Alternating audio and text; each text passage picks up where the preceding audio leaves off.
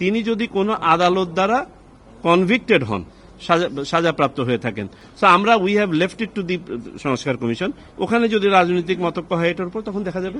আদালত কর্তৃক ঘোষিত ফেরারি আসামিদের জাতীয় সংসদ নির্বাচনে প্রার্থী হওয়া থেকে অযোগ্য করার প্রস্তাব দিয়েছে ইসি। প্রতিনিধিত্ব আদেশে আরও কিছু সংশোধনী আনার পরিকল্পনার অংশ হিসেবেই এই প্রস্তাব রাখা হয়েছে। বুধবার দুপুরে নির্বাচন কমিশনার আবুল ফজল মোহাম্মদ সানাউল্লাহ সাংবাদিকদের এই তথ্য জানান। ইসি সূত্রে জানা গেছে, প্রস্তাবটি গতকাল মঙ্গলবার আইন মন্ত্রণালয়ে পাঠানো হয়েছে।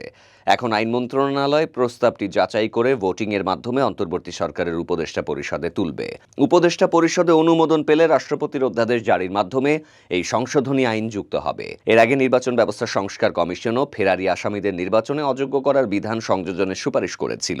তবে তখন ইসি এই প্রস্তাবের সাথে দ্বিমত প্রকাশ করে জানিয়েছিল, এমন বিধান অসৎ উদ্দেশ্যে ব্যবহার হতে পারে এবং বিষয়টি নিয়ে রাজনৈতিক ঐকমত্য প্রয়োজন। আগে বিরোধিতা করলেও এখন কেন প্রস্তাবটি গ্রহণ করা হলো, এমন প্রশ্নে নির্বাচন কমিশনার সানাউল্লাহ বলেন, বিষয়টি নিয়ে জাতীয় ঐকমত্য মিশনের সাথে আলোচনা হয়েছে।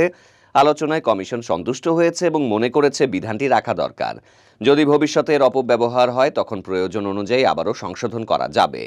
তবে আন্তর্জাতিক অপরাধ ট্রাইব্যুনালে কেউ অভিযুক্ত হলে তাকে নির্বাচনে অযোগ্য ঘোষণার যে প্রস্তাব সংস্কার কমিশন দিয়েছিল, সেটি ইসির প্রস্তাবে রাখা হয়নি।